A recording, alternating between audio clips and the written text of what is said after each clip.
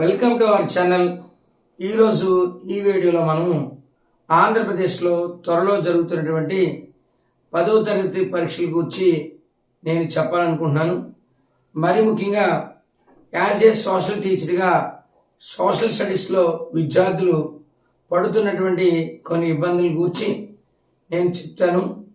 ఈ యొక్క వీడియో ఎవరైతే చూస్తున్నారో అందరూ కూడా లైక్ చేయండి, షేర్ చేయండి, కామెంట్ చేయండి. చాలా ముఖ్యమైనటువంటి విషయాలు చెప్పబోతున్నాను. గతంలో జరిగినటువంటి 10th క్లాస్ పేపరు చాలా ఈజీగా ఉండేది. అలాగే ఇయర్ కూడా జరగబోయే 10th క్లాస్ పేపర్ కూడా చాలా ఈజీగా ఉంటుంది.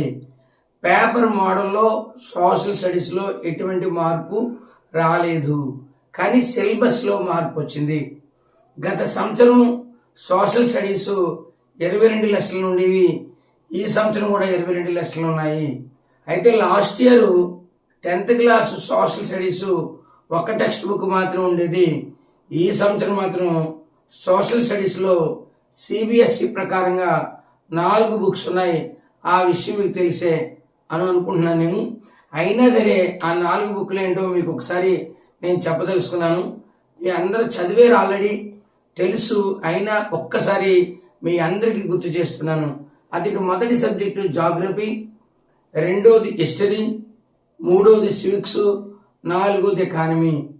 ఎకానమీ అనేది ఇక సప్లై కానీ, డిమాండ్ కానీ, నేషనల్ ఇన్కమ్ కానీ, జీడిపి కానీ, గ్లోబలైజేషన్ కానీ, లేదా ప్రైవేటైజేషన్ కానీ, లేదా ఎంఎన్సి అంటే మల్టీనేషనల్ కంపెనీస్ కోసం కానీ, అలా కొన్ని ముఖ్యమైన విషయాల కోసం, భారతదేశంలో ఉన్నటువంటి కొన్ని కంపెనీల కోసం, అలాగే మనీ అనేది ఎలాగా ముద్రించబడుతుంది, లేకపోతే ఇన్ఫార్మల్ క్రెడిట్ అనేది ఎలా ఉంటుంది, ఫార్మల్ క్రెడిట్ అనేది ఎలా ఉంటుందో ఎకానమీ చెప్తుంది.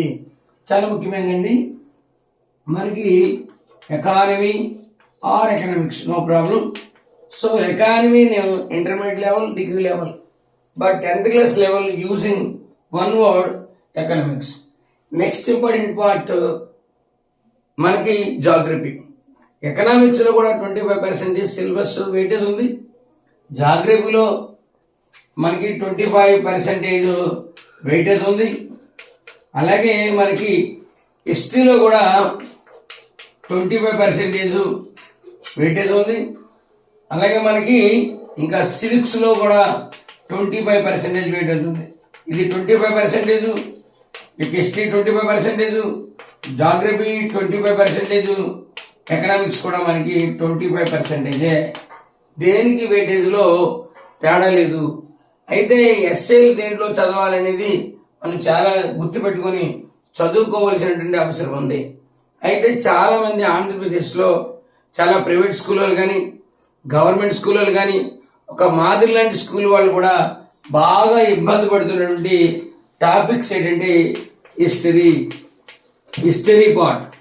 చాలా మంది హిస్టరీని చాలా మిస్టరీగా చూస్తూ ఈ యొక్క ఓల్డ్ హిస్టరీని గూర్చి చాలా మంది భయపడిపోతుంటారు. భయపడవలసిన అవసరం ఏమీ లేదు. ఎవరైతే నా యొక్క వీడియోలు చూస్తుంటారో, మరి ముఖ్యంగా ఈ రోజు నుంచి కూడా 10th క్లాస్లో ఈ ఆబ్జెక్ట్ మోడల్ కానీ, లేకపోతే మ్యాప్కి సంబంధించిన విషయాలు నేను చెప్పదలుచుకున్నాను. అవి చాలా చాలా ఇంపార్టెంట్. కాబట్టి ఎవరైతే వీడియో చూస్తున్నారో అందరూ కూడా మీ ఫ్రెండ్స్కి షేర్ చేయండి, లైక్ చేయండి.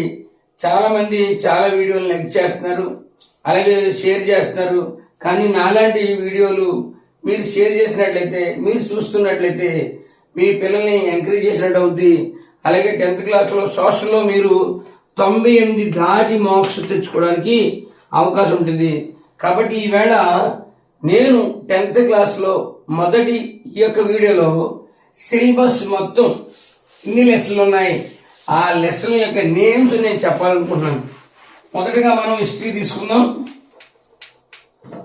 హిస్టరీలో మనకి మొదటి lesson the rise of nationalism in Europe. అంటే ఈ లెసన్ ఏం చెప్తుంది? గతంలో 9th క్లాస్లో ఉన్నటువంటి ఫ్రెంచ్ రెవల్యూషన్ కి యాడింగ్ ఈ లెసన్ ఉంది. కానీ అక్కడ ఫ్రెంచ్ రెవల్యూషన్ అన్నాడు, ఇక్కడ ఫ్రెంచ్ రెవల్యూషన్ అని ఇందులో మెన్షన్ చేయకపోయినా 70% ఆఫ్ ది లెసన్ ఇక ఫ్రెంచ్ రెవల్యూషన్ కోసం చెప్తున్నారు, అలాగే జర్మనీ కోసం చెప్తున్నారు, అలాగే మనకు చుట్టుపక్కల నుండి బెల్జియం కోసము, ఆర్లాండ్ కోసము, స్విట్జర్లాండ్ దేశాల కోసము, అలాగే ఆ దేశాలు ఎలాగా ఇక ఫ్రాన్స్ దేశమేనో పోరాడి ప్రయత్నం చేసాయో వాటి కోసం కూడా చెప్పబడుతుంది. రెండో లెసన్ ఏంటంటే మనకి nationalism in India. Nationalism in India ఇది మనం కొద్దిగా ఈజీగా అర్థం చేసుకోగలము, ఎందుకంటే ఇది మన భారతదేశానికి చెందినటువంటి హిస్టరీ. నేషనలిజం ఇన్ ఇండియా దీనిలో 3 టాపిక్స్ ఉంటాయండి. అదేంటంటే చాలా ఉన్నాయి కానీ sub topics, important topics. 1921 non cooperation moment, next 1930 దీన్ని ఏమంటారంటే సివిల్ డిసోబీడియన్స్ మూమెంట్, లేదా దండి మార్చ్ మూమెంట్, లేదా ఇంకోటి చాలా ఇంపార్టెంట్ ఏంటంటే మనకి సబర్మతి ఆశ్రమంలో జరిగింది, అక్కడి నుంచి అంటే దండి మార్చ్. ఇంకో విషయం ఏంటంటే సాల్ట్ సత్యాగ్రహ. ఇది మనకి ఇప్పుడు ప్రారంభమైందంటే మార్చి 12వ తారీఖున ప్రారంభమై ఏప్రిల్ 6వ తారీఖు నాడు ముగిసింది. ఇదే దీన్ని సెకండ్ కాన్సెప్ట్. మూడో కాన్సెప్ట్ 1942లో చాలా ఇంపార్టెంట్. గాంధీ గారు ఇక 1942 క్విట్ ఇండియా మూమెంట్ లో ఏమన్నారంటే భారతీయ ప్రజలను గూర్చి భారతదేశం యొక్క స్వాతంత్రం కోసం డూ ఆర్ డై అనేటువంటి పదం దీంట్లో వాడడం జరిగింది. ఈ లెసన్ ఈ 3 కాన్సెప్ట్లు నేర్చుకుంటే డట్ ఈజీగా మనం నేర్చుకోగలము.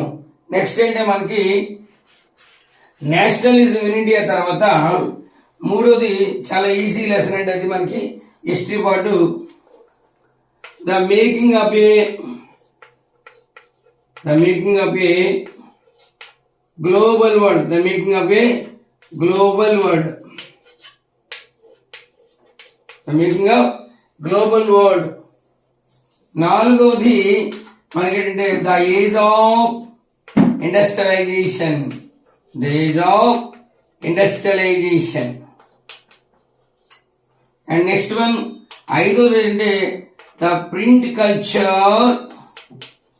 The print culture and the modern world.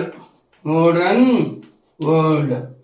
1 by 1 త్వరలో ప్రతి లెసన్ మీద చాలా ఇంపార్టెంట్ కాన్సెప్ట్లు, ఆబ్జెక్టివ్ టైపు, మోడల్ క్వశ్చన్స్, అలాగే చాలా ఇంపార్టెంట్ మ్యాప్ కి సంబంధించిన పాయింట్స్ కూడా నేను చెప్పడానికి ప్రయత్నం చేస్తాను. ఇది మనకి హిస్టరీకి సంబంధించినటువంటి 5 లెసన్లు. మరి నెక్స్ట్ ఇంపార్టెంట్ ఇక మనకి సబ్జెక్ట్ ఏంటంటే సోషల్ స్టడీస్ లో జాగ్రఫీ కూడా ఉంటుంది. జాగ్రఫీ. ఈ జాగ్రఫీలో ముఖ్యమైనటువంటి మొదటి లెసన్ ఏంటంటే మనకి resources and development. Resources and development. ఈ లెసన్ ఏం చెప్తుందంటే ఎన్ని రకాలైన రిసోర్సెస్ ఉన్నాయి, ఆ రిసోర్సెస్ భారతదేశంలో ప్రజలు ఎలా ఉపయోగించుకుంటున్నారు, ఆ రిసోర్సెస్ ని ఈ యొక్క కాంట్రాక్టర్స్ కానీ పెద్ద పెద్ద కంపెనీ ఓనర్స్ ఎలా వాడుకుంటున్నారు, ఇక రిసోర్స్ ప్లానింగ్ అనేది ఎలా ఉంటుంది అని చెప్పబడుతుంది. రెండో లెసన్ చాలా ఇంపార్టెంట్ అంటే forest and wild life resources. ఈ లెసన్ 10th క్లాస్లో కానీ 9th క్లాస్లో కానీ 8th క్లాస్లో కానీ ఎందుకు పెట్టారంటే ఈ యొక్క ఫారెస్ట్ ని విపరీతంగా నరికేస్తున్నారు. దాన్ని ఇంగ్లీష్ లో మనం ఏమంటాం మీ అందరికి తెలుసు, డిఫారెస్టేషన్ అంటాం. అదే అడవుల్ని పెంచడం అయితే అఫారెస్టేషన్ అంటాం. అలాగే చాలా యానిమల్స్ కానీ ట్రీస్ కానీ ముఖ్యంగా ఇక యానిమల్స్ లో కొన్ని రకాలైన బర్డ్స్ కానీ ఎండేంజర్ పొజిషన్ లో ఉన్నాయి కాబట్టి అయితే రేర్ స్పీసెస్ గా మారిపోతున్నాయి. వాటిని రక్షించుకోవలసిన బాధ్యత మన మీద ఉంది కాబట్టి ఈ లెసన్ ఇవ్వడం జరిగింది. మూడోది ఏంటంటే మనకి వాటర్ రిసోర్సెస్. ఎస్, వాటర్ లేకపోతే ఆఫ్టర్ ఆక్సిజన్ లైఫ్ లేదు. వాటర్ ఉంటేనే పంటలు పండుతాయి, పంటలు పండితేనే మనం సుభిక్షంగా ఉండగలం, చక్కగా తినగలం. కాబట్టి వాటర్ ని ఎలా వాడుకోవాలి, వాటర్ రిసోర్సెస్ గతంలో అంటే యాన్షియంట్ టైం నుంచి ఇండియాలో ఏ రకంగా చేశారు. 4వది మనకి వాటర్ రిసోర్సెస్ తర్వాత చాలా ఇంపార్టెంట్ లెసన్ అండి అగ్రికల్చర్. భారతదేశంలో ఈ అగ్రికల్చర్ అనేది ఎలా రన్ అవుతుంది, అగ్రికల్చర్ మీద ఏమైనా ఇంకా మనకు పరిశోధన జరుగుతున్నాయా, అగ్రికల్చర్లో ఏ రకమైనటువంటి పంటలు పండిస్తారు. 3 రకాలు ఉన్నాయండి. అదేంటంటే మొదటిది ఖరీఫ్, రబీ, 3వది జయద్. అలాగే మనకి 5వది చాలా ఇంపార్టెంట్ లెసన్ ఏంటంటే మినరల్స్ అండ్ ఎనర్జీ రిసోర్సెస్. 6వది మ్యానుఫ్యాక్చరింగ్ అండ్ ఇండస్ట్రీస్. అండ్ 7వది ఏంటంటే మనకి lifelines of national economy. ఇవి జాగ్రఫీకి సంబంధించి. తర్వాత మనం నెక్స్ట్ ఎపిసోడ్లో హిస్టరీ అయింది, జాగ్రఫీ అయింది, సివిక్స్లో ఎన్ని లెసన్లు ఉన్నాయి, అలాగే ఎకానమీలో ఎన్ని లెసన్లు ఉన్నాయి, ఏ రకమైన ఆబ్జెక్టివ్ పాయింట్స్ వస్తాయి, అలాగే డైరెక్షన్స్ ఎలాగ వస్తాయి, క్రానలాజికల్ ఎలా వస్తాయి, మనకి ఇంపార్టెంట్ ఇయర్స్ ఎలా గుర్తుపెట్టుకోవాలో ఇవన్నీ చెప్తాను. కాబట్టి ఆంధ్రప్రదేశ్లో ఎంతమంది అయితే ప్రైవేట్ పాఠశాలలో చదువుతున్నారో, గవర్నమెంట్ స్కూల్లో చదువుతున్నారో వాళ్ళందరూ కూడా వీడియో ఎవరైతే చూస్తున్నారో పేరెంట్స్ ముఖ్యంగా నానా చెత్త అటువంటి వీడియోలు పిల్లల్ని చూపించకుండా, పిల్లలకి ఆ విషయంలో సెల్ ఫోన్ ఇవ్వకుండా ఎటువంటి యూస్ఫుల్ వీడియోలు ఎవరైతే పెడుతున్నారో నాలాంటి వాళ్ళు అటువంటి వాటికి మీరు ఎంకరేజ్ చేయండి, మీరు లైక్ చేయండి, షేర్ చేయండి. Thank you one and all. Have a nice day.